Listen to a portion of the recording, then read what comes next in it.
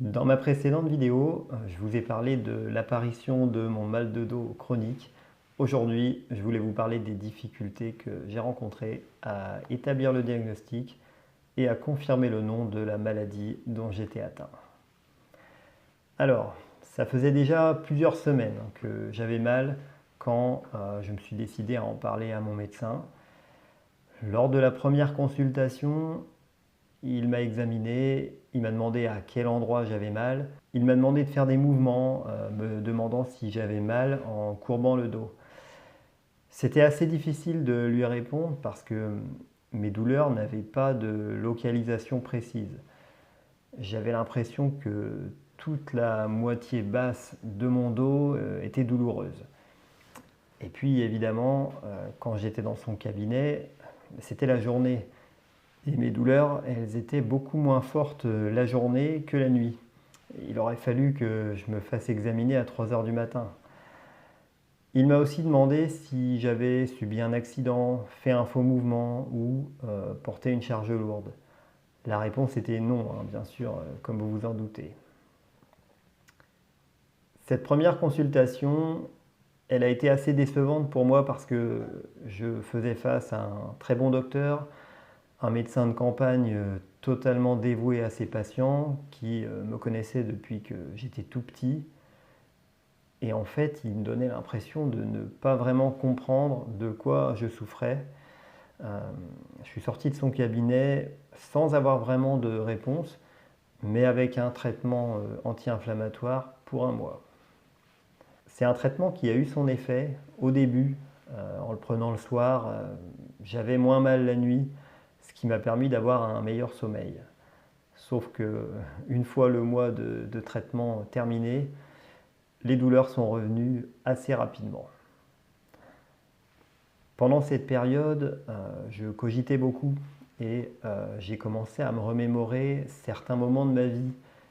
Et en fait, du plus loin que je me souvienne, j'ai toujours vécu des phases pendant lesquelles j'avais mal au dos ou au cervical. Je me souviens avoir été très sujet au torticolis quand j'étais enfant et je me rappelle être allé à l'école plusieurs fois en portant une minerve. À chaque fois, les douleurs partaient en quelques jours, donc ça ne m'avait pas alerté plus que ça. Je me suis souvenu aussi d'autre chose, c'est que parfois quand j'avais mal au dos, ma mère me parlait de la maladie inflammatoire de ma grand-mère, la spondylarthrite ankylosante. Elle disait que ça pouvait être héréditaire, mais je n'y avais pas prêté attention plus que ça. En repensant à tout ça, j'ai creusé un peu le sujet et j'ai découvert des similitudes entre les effets de cette maladie et les symptômes que je ressentais. Quelques semaines plus tard, mon traitement anti-inflammatoire était terminé, mes douleurs étaient revenues de plus belle. Je suis donc retourné voir mon médecin avec un peu plus de connaissances cette fois. J'ai de nouveau décrit mes symptômes, mais j'ai également abordé le cas de ma grand-mère. J'ai eu l'impression d'être un peu mieux compris que la première fois et je suis ressorti avec une nouvelle dose d'anti-inflammatoire pour un mois, une radio dorso-lombaire à passer et également un test sanguin destiné à détecter la présence d'un antigène qu'on appelle HLA-B27. L'effet des anti-inflammatoires, il était réel, mais ça restait limité. La radio, je vous en ai déjà parlé dans la précédente vidéo, elle n'a rien révélé de particulier. Le radiologue ne comprenait pas que je puisse avoir mal avec une colonne vertébrale en aussi bon état. En revanche, le test du HLA-B27 est revenu positif. Ok, mais ça veut dire quoi en fait?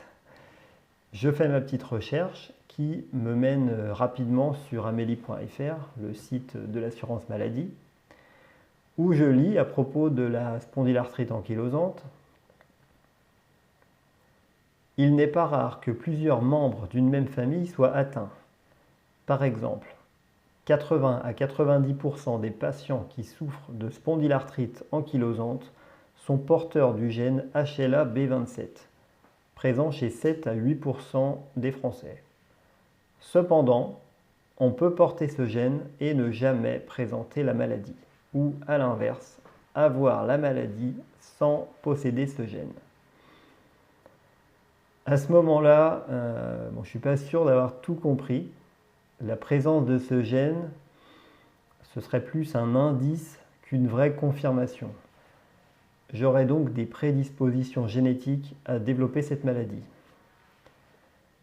Retour chez le médecin traitant, le précédent ayant pris sa retraite, je me retrouve face à son successeur. Je lui raconte mon histoire, il consulte la documentation à sa disposition et finit par me dire que la présence de l'antigène HLA-B27 et les douleurs dont je lui fais part suffisent en fait à poser le diagnostic. Je suis donc atteint de spondylarthrite ankylosante. Pour conclure cette vidéo, vous avez pu le remarquer, j'ai un peu galéré à obtenir le diagnostic. Ça a duré entre 2 et 3 mois, je pense. Mais si je n'avais pas été proactif dans cette histoire, en faisant des recherches et en abordant spontanément mes antécédents familiaux, je pense que ça aurait pris beaucoup plus de temps. Ce que j'ai pu constater en faisant mes petites recherches, c'est aussi que le mal de dos provoqué par cette maladie n'est pas d'origine mécanique, mais inflammatoire. Et c'est l'une des difficultés principales du diagnostic, parce que les médecins ont tendance à s'orienter spontanément vers le mal de dos mécanique, parce qu'il est plus facile à expliquer. Donc si vous avez vécu le même genre de problème, des douleurs mais pas de lésions visibles sur les radios, il y a peut-être quelque chose à creuser du côté des maladies inflammatoires. Dans la prochaine vidéo, je vous parlerai plus en détail de la spondylarthrite ankylosante et de ses effets à travers l'exemple de ma grand-mère qui en est également atteinte. N'oubliez pas de vous abonner à la chaîne pour ne pas manquer la suite de cette histoire. Likez la vidéo si elle vous a intéressé et laissez un commentaire si vous aussi vous avez vécu une expérience similaire. Et je vous dis à très vite dans la prochaine vidéo.